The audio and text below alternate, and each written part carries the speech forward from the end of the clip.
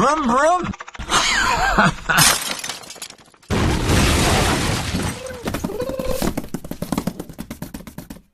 Right, so I've modified these two chambers and relieved them slightly so that thing. But what I'm doing is I'm not going mad, because with an 850 you want to keep the compression up. So the more you take out of there, the lower the compression. Obviously we're going to take 60 thou off of there. So what I've done is I've machined some valves, that old valves, and I've machined the top right down so that when they go in there, they mask the valve seat, because again, I don't want to cut the valve seat. Don't forget, we're a little bloke in 1960 with his electric drill, more or less, modifying the head, you know, with minimal knowledge. And I think we want minimal on this head. So that's that. And I've done the same with exhaust valve. So that protects the valve seat. When we're going in here, modifying the combustion chamber. So that keeps the valve seat safe. But the exhaust valve is dropped a little. So what I've done there is I've thinned the seat down, but I've radiused it just here. Because when you're talking about gases going out, you don't want any sharp edges. So we've got a little bit of a radius there, and we've made that slightly bigger, and we've cut this peak off, and then when we eventually got to 60 thou off the head, I will radius that round there, because the valve, because the exhaust, the piston's trying to push the exhaust out, so you want radiuses. I've found that works in the past. So it's like the exhaust valve. You see, I've taken that sharp edge off, because that's where the gases are wanting to go round and out the other side. So that's that. And then here, all I've done there is just took the sharp edges off, cleaned it up minimal, just take the lumps of the casting off and radius that slightly. Lining the ports up is not really necessary, because the hole in the manifold is smaller than the hole in here. So if we had to step the other way, where the head was smaller than the manifold, then obviously we'd have to do something about it. But that hole is bigger than the hole in the manifold. So again, I've done absolute minimal.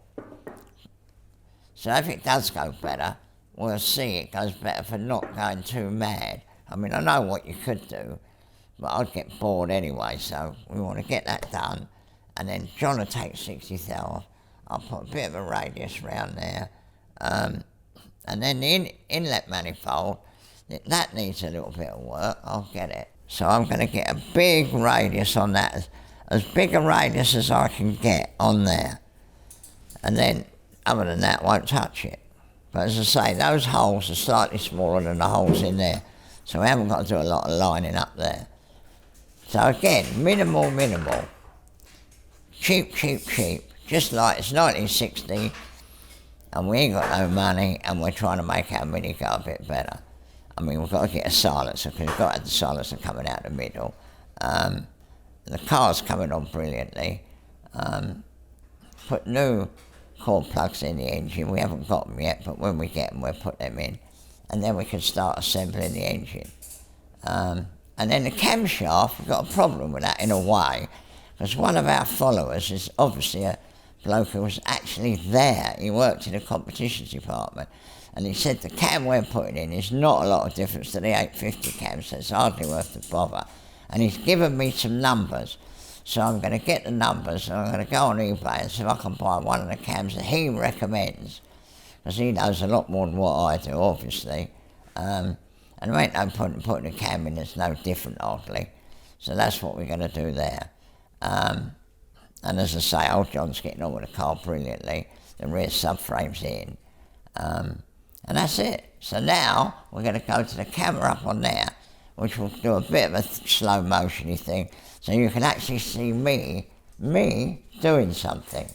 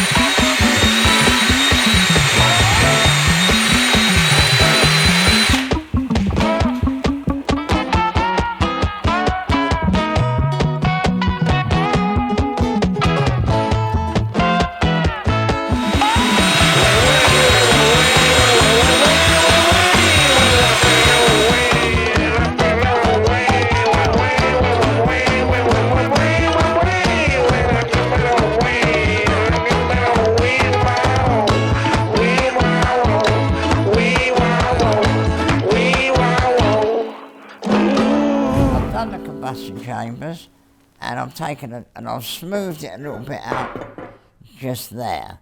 So now Tanya will come up really close, right up down that hole. So all I've done there is just knock the sharp edges off and clean a few lumps out. Nothing at all. I mean, you saw how long it took me, a few seconds. But obviously, clearing this away from the valves there, and that little bit there, and then what's happened is I've taken a little bit off the top of the combustion chamber, which has thinned the exhaust inlet valve seats down, so they've got nothing past them, and then I've radiused the exhaust inlet where it goes in, and put a bit of a radius on it, so I'll grind the valve in, but there'll be a bit of a radius, because when the piston's coming up, it's forcing the gases out, so you don't want those sharp edges. In fact, when John's machined that, I shall put a bit of a radius round there, just by the inlet, exhaust rather. So that's that, and then I've just knocked the lumps out of in there, down there, nothing much, just to take that sharp edge where the machining matches the casting. The casting actually is very, very good. So the next step, what I do now is I grind the valves in.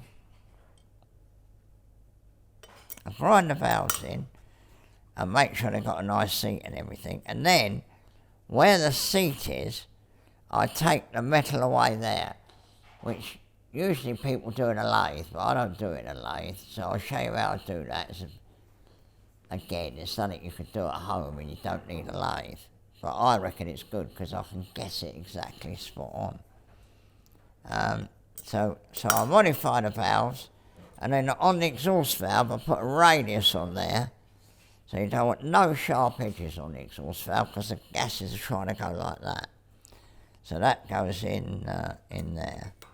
And so now I'll grind the valves in so I know what we've got. I'm going to take that bypass tube out, that little tube there. It's still miles away, but anyway, that's life.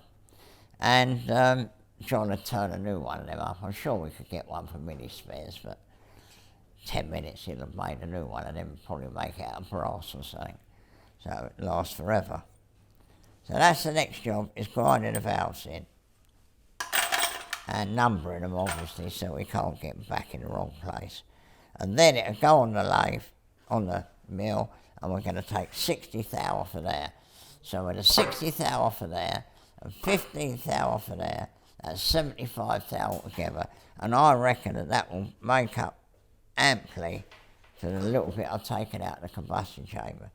So when the valve lifts, it's got much more room for the gases to come in there and swoop round in the thing and round the back there. I mean, that is standard procedure. I ain't thought of anything clever here. If you look at a Mini Cooper S head, it looks very similar to that. So, you know, we'll see.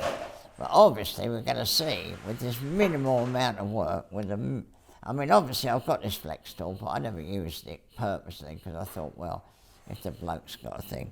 And then what would have happened in the day, he would have took this to work and they'd have done a homer on it and skimmed it probably. Years ago, when I was building my Austin 7, when I was really young, I was only 14 or 15, I got talking to a bloke who worked at the Glacier Metal Company in Alberton, I think it was. But anyway, he was an apprentice there, and he was building Austin 7, and he was getting so much lovely machining done by the blokes in the evening, because they used to do night work. You know, he got all sorts of jobs done at work.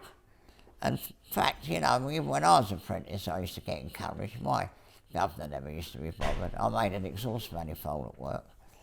Because, you know, it sort of shows what you can do, really, so it pleases them in a way. But anyway, that's the majority of that done. I'm going to bash that out so that John can make a new one.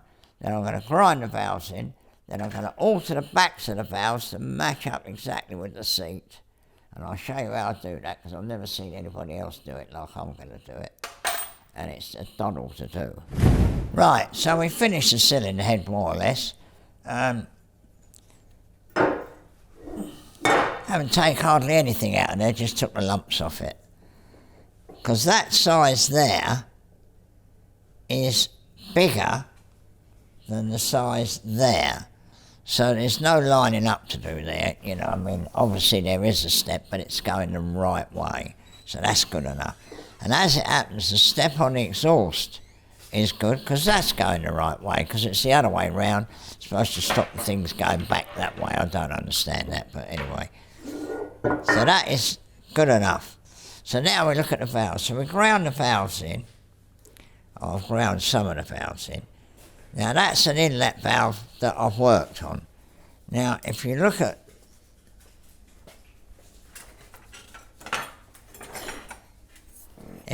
this piece here, there's like a little, like up to the seat, there's like a little bit of metal, which on a good valve, like a racing valve, it would look like that. In other words, it comes right down to the edge of the seat, so that when the valve opens, you haven't got that little bit in the way.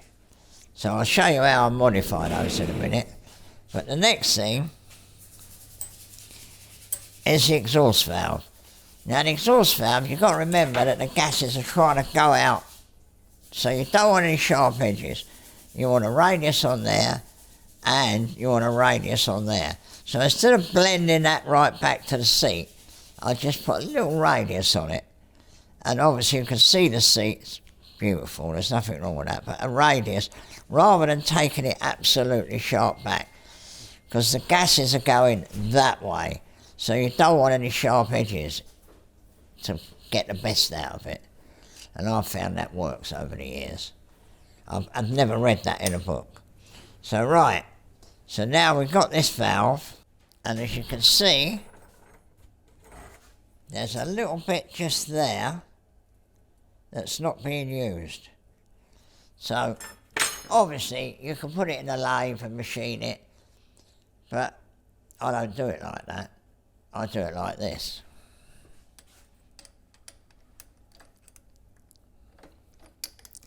Because valves are usually very hard. So to get a really nice finish, you have to have a very sharp tool. And really you're sculpting it, you're not absolutely machining it. So this is what I do. Which means anybody could do this, because if they've got a pillar drill, or even if they haven't got a pillar drill, they can put their drill in the vise, put this in the thing, and a Black & Decker power file is a miracle. I mean, I must have worn out loads of those in my lifetime. But it's amazing the jobs you can do with them, and this is one of them.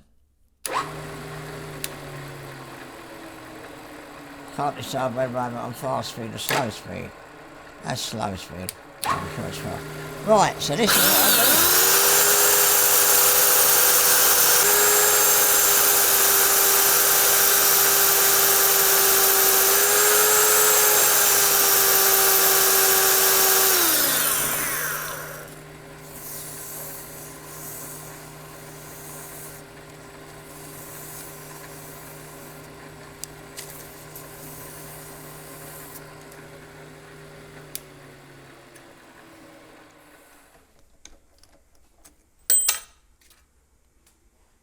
And as you can see, we've now lost that little bit of extra material that was there. So, in other words, when the gases come out, they can go straight out, and they haven't got that little bit wasted. Because in theory, when the valve opens, that little bit is opening the valve that much less. So, I mean, we've probably gained 20 thou there. To get 20 thou on your lift is, you know, quite good, really. So I'll probably clean that up a bit more with emery cloth, but that's it. Now, the next thing is the exhaust valve. The exhaust valve has got the same little bit just there. But instead of taking that away, I'm just going to put a radius on that, and then I'm going to put a radius on there. Because obviously the gases are going the other way.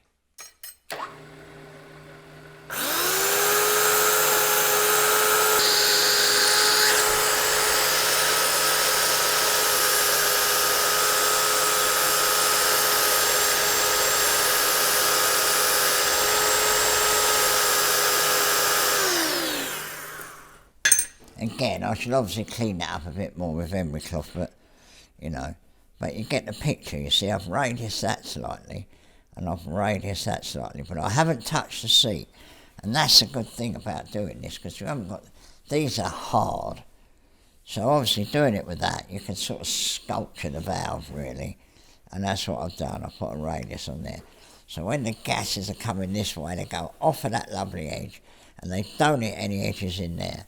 It's minuscule, but when we drive it up the road and try it with the original car, if it's no faster, then you know that this is all a load of nonsense, but I'm pretty confident it'll make it better. But that's something we look forward to seeing, really. So that's that. And obviously I'll do the rest of the valves. I've already gone round that. I've already talked about that. Now this is the inlet manifold. When I tried the carburetors on this and looked down to see how it lined up, and it didn't line up. And the funny thing is, the gaskets are stuck in exactly the right place. So what I'm doing is I'm just making it slightly bigger so that when the gases are going, it don't hit a step, it's the other way. So that's what I'm doing there. So I'm just taking a little bit out there, like that.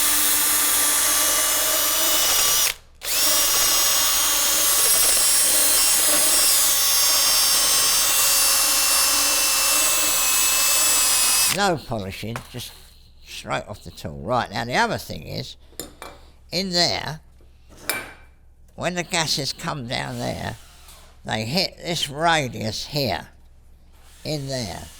Well, that's very sharp there.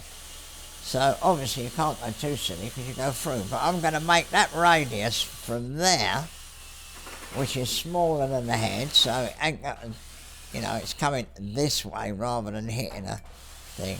But I'm going to make that radius in there as big as I can get it. Really, really make that a big, big radius. And I think that will help it go better too. So that's it then. So then, John will machine 60 thou off of there. And then I will put a radius after it's done just around there where the exhaust ports are. So that when the gases are coming up, they're going off for a nice radius edge to go out through the exhaust. And then other than that, it'll be done. Grind the valves in, sort out some valve springs, and that'll be it. Done. And then we'll be fitting our manifold that's had the hot spot and the single carburettor just cut off it. That's an original manifold. That's going to go on there like that. And then this manifold goes on really nicely because I've already checked it. With the big washers, it's equal, so when you tighten them down, it's going to push this down, it's going to push that down. So as far as I can see, that's pretty good. And then the machining goes into there, and there's a really sharp edge just there. And I've just taken it off. And I've got a lovely tool for doing that. Because if you hold that, you can...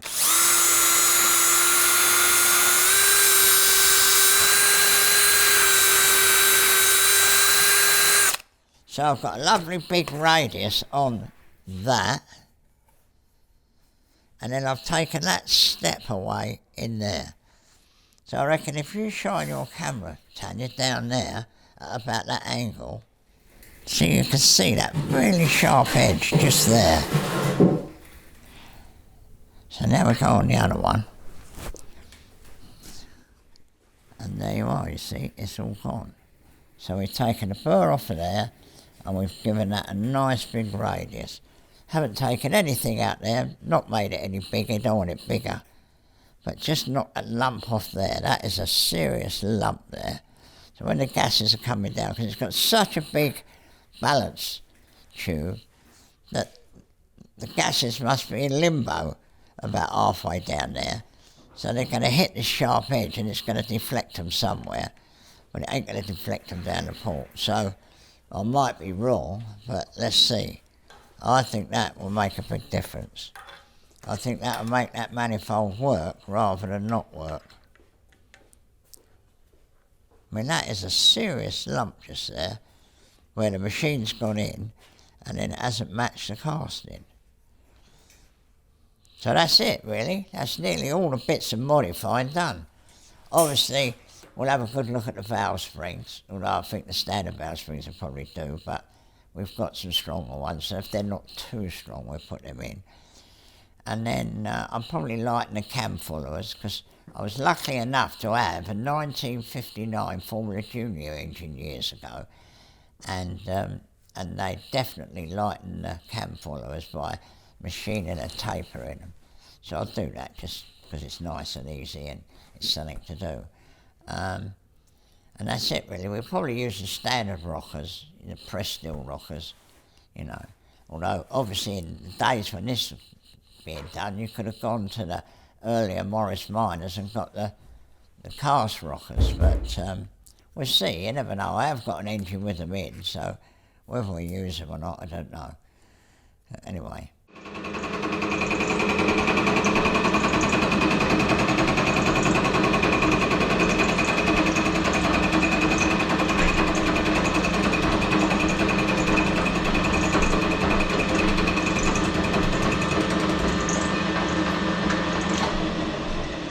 For a minute, won't it? Yeah, it's coming. How much have you took off? It's about, well, the next cut will make it. Because what it is, see that hole there? Yeah. Isn't that one? Yeah, it breaks into there. Yeah. Which you don't want. No. Hello. Hi there. Yeah. Keep going. But I think 60,000 might be a bit much. Yeah. Well, I could get it to 40. Yeah. Give it one more and then we'll do 40, so it looks like, shall we? Years ago, I had a 1959, I think it might even have been slightly earlier, Formula Junior engine. And it had standard cam followers and they'd been lightened. Anyway, somebody else had one. Anyway, I lightened some for somebody on a blooming old lathe that I had.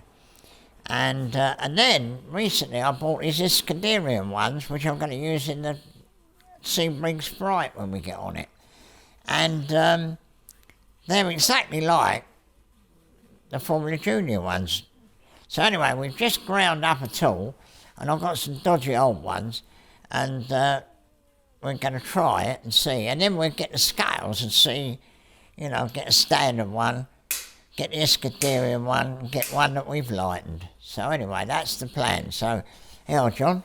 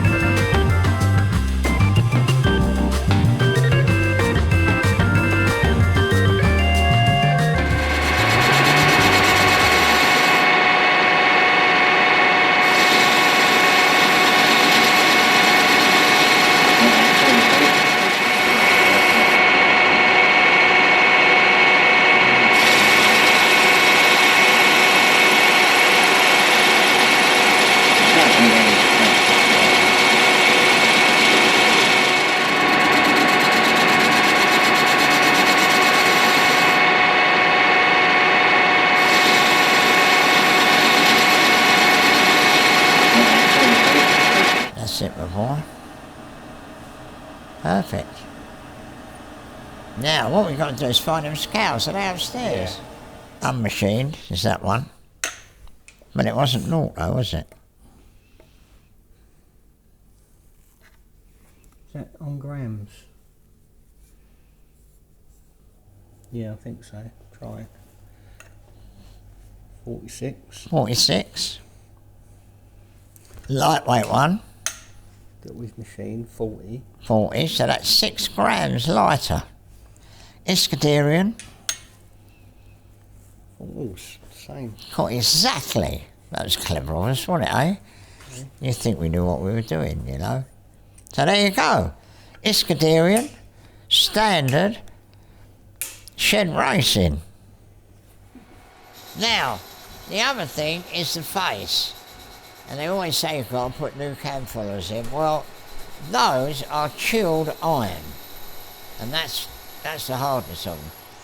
So there's a couple with marks, and so what we do, we put them in on the surface grinder in a chuck, and then we just lick them over, and then I just polish them to get them really shiny. And then obviously when we put the cam on, we put some stuff on the cam to make sure they get off to a good start. But I've never ever had any trouble. So, you know, I've never had any trouble doing that either. So there we are. I don't know how much the Scuderian ones were. I can't remember now. But I knew that they were good. And I know I've done that before, and they've been in a Formula Junior engine and they didn't go wrong. So that's a little tweak.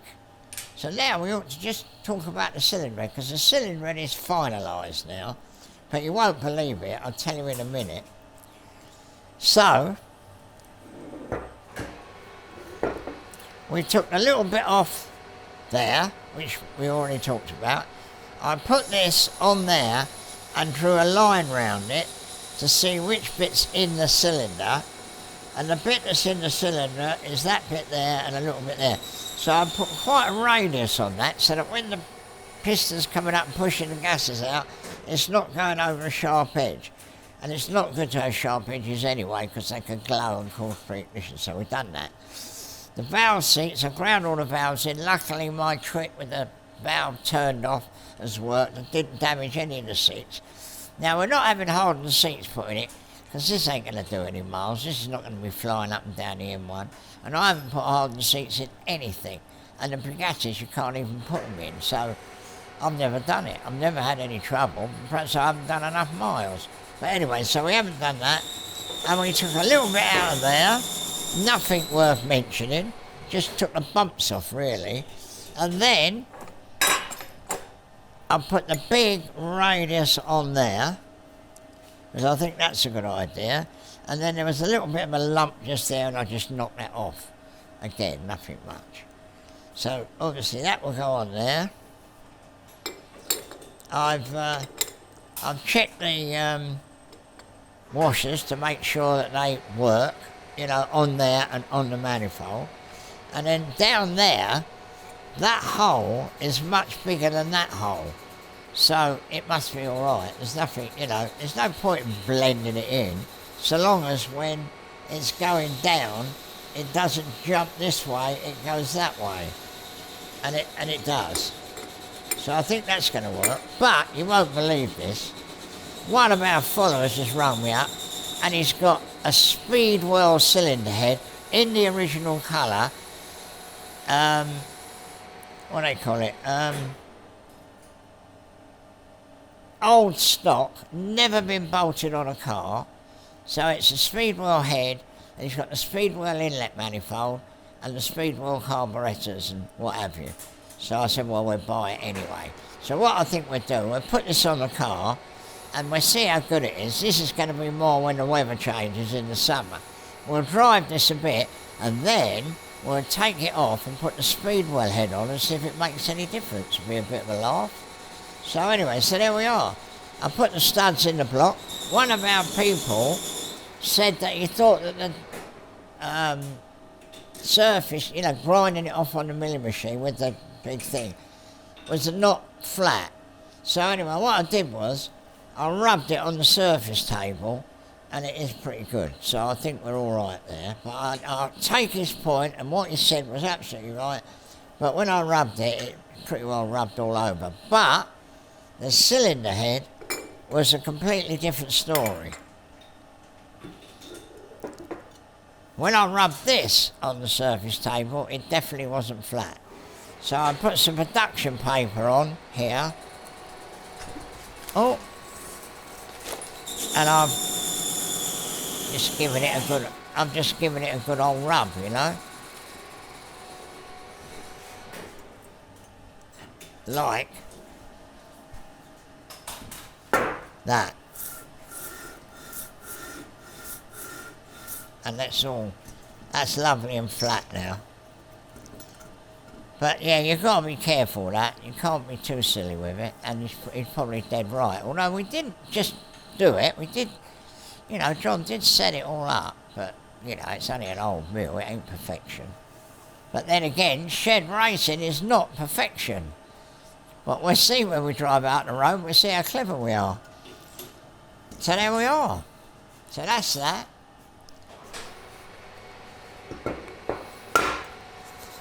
And so now we're going to steam clean this, steam clean that. And then we'll start putting the engine together. So I think it's going to be good. We'll see.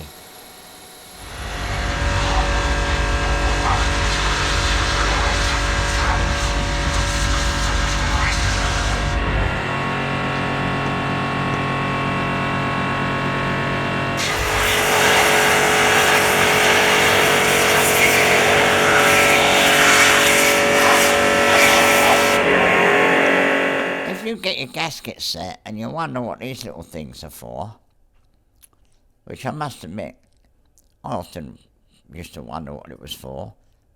What it is, it goes over the valve and rests between the collet, so that when you put the collets on like that, it seals it so that the oil can't run off the top of there and run down the collet and into the valve guide. So that's where they go. And you put the collet on and you know, you think, well, that ain't going to work, but to be honest, it does.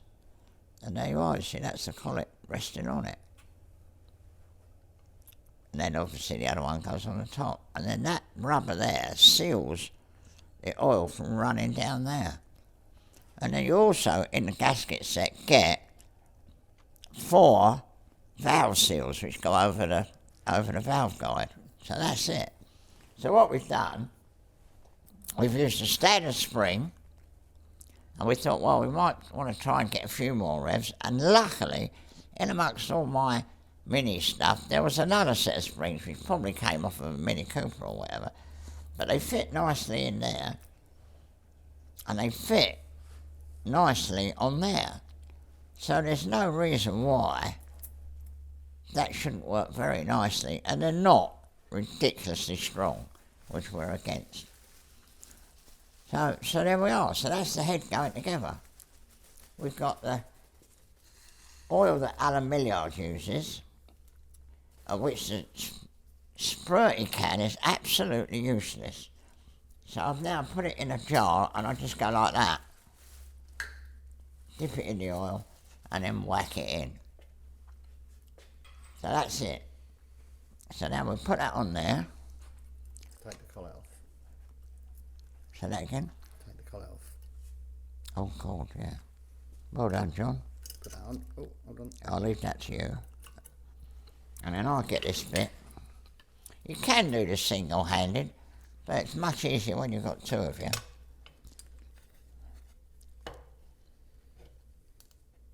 I've had this valve lifter, must be at least 40 years. I bought it when I was in Greenford. And the first one I bought broke across there, quite accident, just broke. That ain't got the thing on it, John. I must have pushed it off, mustn't I? Pushed it on. Yep. Yeah. Probably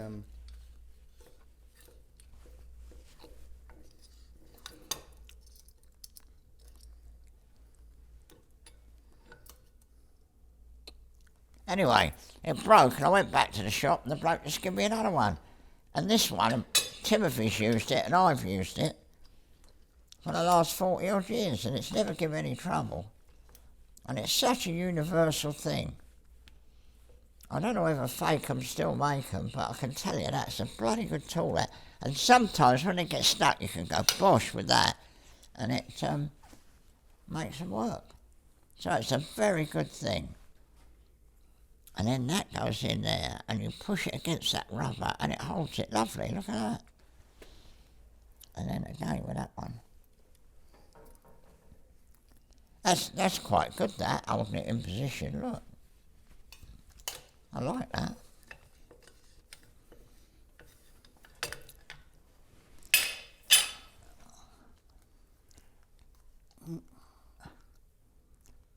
It's not easy to put on, I can tell you, you need bloody strong fingers.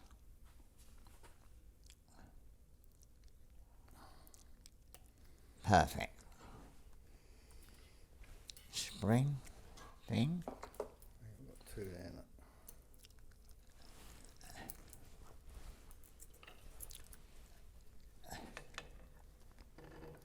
So we're now short on one of those O-rings. Oh, that's typical. Isn't Isn't it? that typical? You must have loads of them in kits, so. Well, it must have In said. the gasket box. Yeah, it must have I've said seen somewhere. before.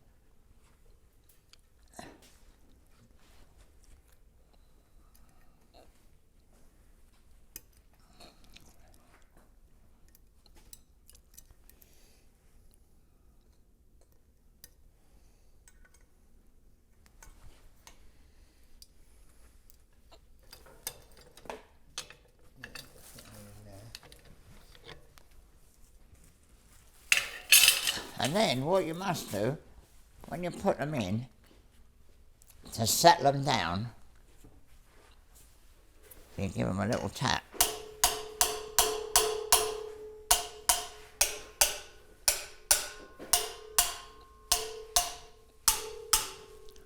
And that's it. Right, this is a lesson in concentrating. Putting an engine together, going off and having a cup of tea and coming back, talking to a camera, telephone ringing. We just got assembled and I said to John, let's just check to make sure it doesn't leak. So we put a little bit of fluid around the valves and squirted the thing in. And we noticed that we'd put the two end valves in the wrong way round. We put the inlet in the exhaust and the exhaust in the inlet, because this was when we were making a film on the last two. So we both made a mistake. And I thought, well, we've got to admit this mistake, because our people ain't mugs, and there's a very good chance that if we'd have just glossed over this, they'd have said, you put the inlet valve in the exhaust valve on that last one. So anyway, we made a mistake, folks. But it's very difficult when you put an engine together, you should concentrate. Very nice to have a clean workbench. Years and years ago, a mate of mine called Chris Smith, who actually is the man who set up Westfield, I built a car for him and he raced it, and one of the things he had to do one day was build an engine. Anyway, he built this engine and he came up to, I think they were going somewhere near us to race. Started up and the oil poured on the floor, so we had to whip the engine out. So we whipped the engine out, and what happened was he'd left one of the main bearing shells out, because on his bench at the workshop it was covered in stuff. Now if he'd have had a lovely clean bench, he'd have thought, oh look, I've got an extra main bearing, I must have left that out, but he didn't, because there was so much junk on the bench.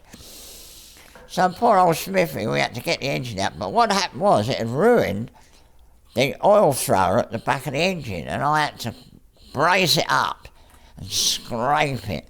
Anyway, we managed to do it all. We put the main bearing in, and obviously it was a great success. But again, you've got to really think what you're doing. It ain't something you can bloody well do, half thinking about it. And so there we are. Admit a mistake. But I knew that one of you would have said, you put the valves in the wrong holes. I knew you would be there. Because I like to think that the people who follow our channel ain't no mugs, And I've had some fabulous good results from listening to them. We're going to put a different cam in because we've been listening to them. Man's come on the phone. He's got an original Speedwell cylinder head, and he's coming this morning. And when he comes, I'm going to ask him if he wouldn't mind appearing in shed racing video, and we'll get it out and we'll look at it and talk to him, because he's obviously a serious bloke with minis. He's got a couple of Mini Cooper S's and various things. Whether you want to talk about it is another story. But somebody said to me it was such a shame to modify a 59 Mini.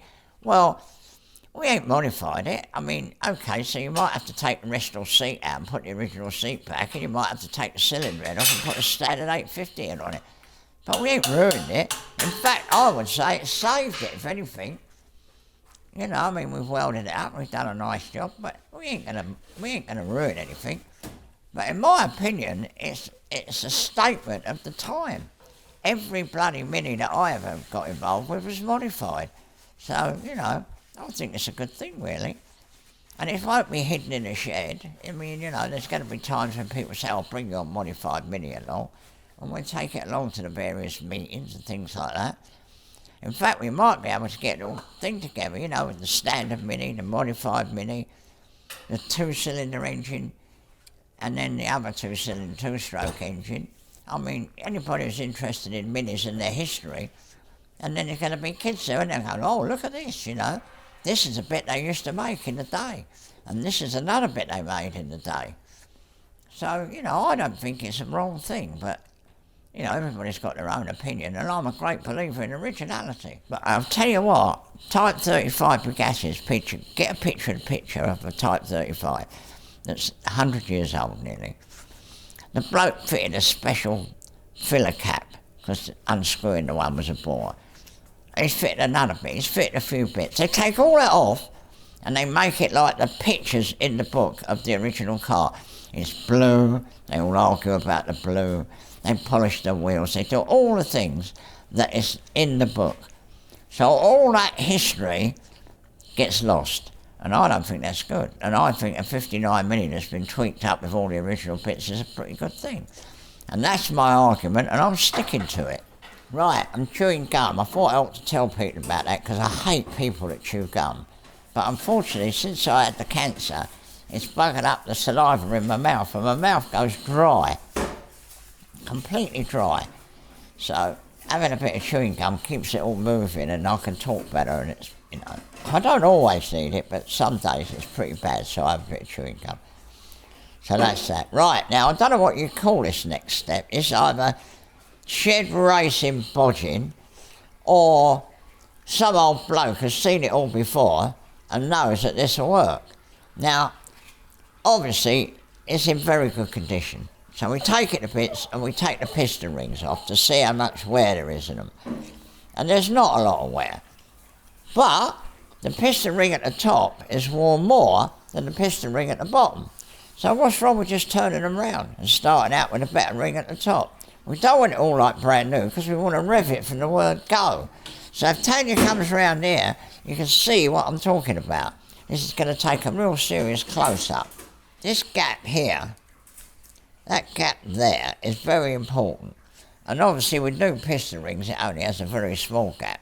But these have done a few miles. So if you look at that one there, it's got quite a big gap. It's still all right. I mean, it ain't worn out, but it's got a big gap, right? And then that one there, look, it's got a lesser gap. And that one there is the best one. So what's the matter with putting that one on the top, that one on the second ring, and that one on the third ring, and getting a few more miles out of it? We ain't going to do 100,000 miles in this car. We're not going to go to work in it every day. We're not going to drive it down the M1. Another reason it hasn't got hardened valve seats. You can't put hardened valve seats in the Type 35, so they don't have them. We've never had any problem with them. I've never had any problem. I use the cheapest petrol and everything. So there we are. So I'm going to turn them piston rings round and put it back together. We're going to use the old big ends because they're absolutely beautiful. I mean, if you look in there, there's not a scratch, and they've got that lovely layer on them that is very good. I mean, I've read in American magazines that sometimes when they build NASCAR engines, they get a truck engine that's done colossal mileage, take the bearings out and use the bearings because they've got this layer on them. So, you know, they're going to go back. One of the important things, though, is checking that bolt in there, because that bolt in there is a bit vulnerable, and on the really good engines, they don't have that bolt in there, they have different rods. So we'll take that bolt out, have a good look at it, clean it up and put it back. If it's got anything wrong with it, we'll have new ones. We should have new ones anyway, but we haven't got them kicking about, and I don't want to spend the rest of my life building this engine. But if there is a problem, we'll do something about it. So that's it. So we're going to swap the piston rings around, have a look at that, use them, and just carefully assemble it. And we won't put any oil on the piston rings whatsoever. We'll put it together completely dry, because in my experience, the thing runs in much quicker and they settle down much quicker. So that's what we'll do. Right, this is Brian. Hi. Brian is a absolute dyed-in-the-wall mini-man, and he's been at it for years, so he had obviously endless opportunities. And all these magazines and pictures of his cars, which he's owned, but he's got this original Speedwell cylinder head, which we're going to buy off him, and then we're going to do a comparison at some stage in the summer. We'll take that head off and put this on. We've bought a carpet. But what an interesting bloke, you know. See what you think, whether it's rubbish or... Well, Newton stuff is rubbish. Right. But there's a company called something BRC or something rather, but something carpets, but they don't do they don't do this colour. What about that dash? It's called a Doors dash, but there's a guy called Fred Waters from Nippy Cars. This is a replica one. All right. See the nice little cosmic little door handles on it? Oh yeah, look I've at got them that. on my Hooper as well. Yeah. It's won quite a few shows, this little car. I can imagine. It looks a knockout. So there's a bloke makes them, is there? Yeah, a bloke called Fred Waters from Nippy Cars. Nippy? Yeah. Nippy Cars. Yeah, so that's what Speedwell got. You know what I mean? These are all Oh Speedwell yeah, of course they've got guys. Speedwell written on them. Yeah, got it. That's quite a nice little car. Yeah, cool, that's good, isn't it? Setting that up was a drama, was it? Or you Not too bad. really? Yeah. Yeah, I built that a couple of years ago for the guy. Smashing little car. So that's 3 I've done, that. Yeah. Loads of them. Yeah. That's very rare. What we do, I've left my camera thing. Take a picture, John, of those magazines. Take a picture of them magazines so we know what year it is and everything. We could get some of them. But the head's stunning though, isn't it? Oh, it's a knockout, absolute knockout. It's got the Speedwell trumpets. It's all numbered up. New old stock. See, it's got that helps to hold the gasket, doesn't it? Yeah, I was talking about that, funny enough. You can hear my finger. So what did they take off that, 60,000, you think? Probably about that, yeah. Yeah. I've measured it up as around about, well, I thought it was just about 50, but... Yeah, we held back. We See took, the little Speedwell S's, look, on the manifold. yeah, see, look, it's got S on there, which is obviously for Speedwell. Rare bit of kit, that is. But knowing this man now, imagine, yeah. we're going to be able to, do a lot of bits that we wouldn't even know Your about. phone number.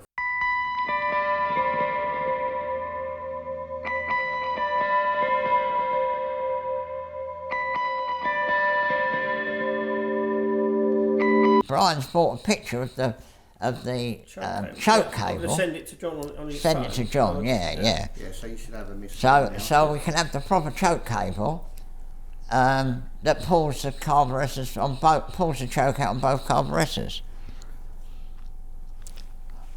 But that's a knockout. come through. No, nothing yet. Do you leave them little things on, Brian? Sorry? Do you leave them on? Do you know what? I don't see the point in them. Every mini I've done, I've put them back on there, but if they're not there, I don't use them. No, I agree. I can't see the point of them.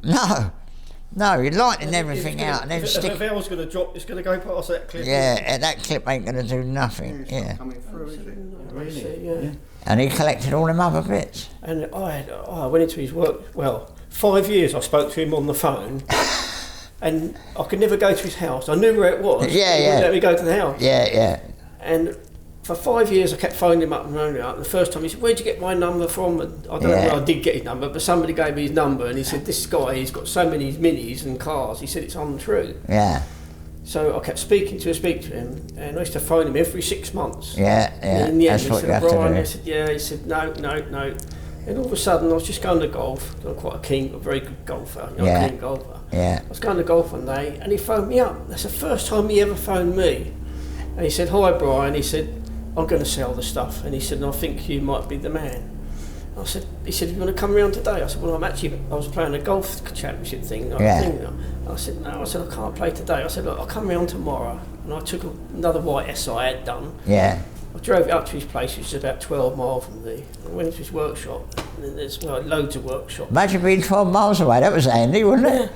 And it was just everything he went in. There was Cooper S's here, there's engines and blocks and this and that and cars and that. And this Hooper come from there. And there was there's 970S, 1275s. I had other sort of minis. There was MGBs. There was a Porsche 911 Targa I had with it. And loads of S engines and box, just And he just decided to get out, did he? Well, it was not. He died about a year and a half ago. He died. Yeah. And one of his good friends used to do. He's sort of a navigator. Yeah. A good friend of him. He sort of basically cleared the rest of it out. Yeah. But for what I had, it took me 2.5, 3 years to get everything out of it, all the cars. Yeah. And one of the 970S, one of them I had, I put it on the trailer, and I used to take my trailer there, and he used to phone me about a week later and say, it's ready for you, and come and pick it up. Yeah, yeah. And I come out the road, went round the corner, and I just crashed. I thought, oh, somebody's crashed into the bloody car. And I got out round the roundabout, I went round the other side, and the car fell in half. Oh. It just went donk. Oh, because it's rotten. It's just rotten. Yeah. But yeah, rakes of stuff, and I've still got stuff to this day that come from there. Amazing. Lovely.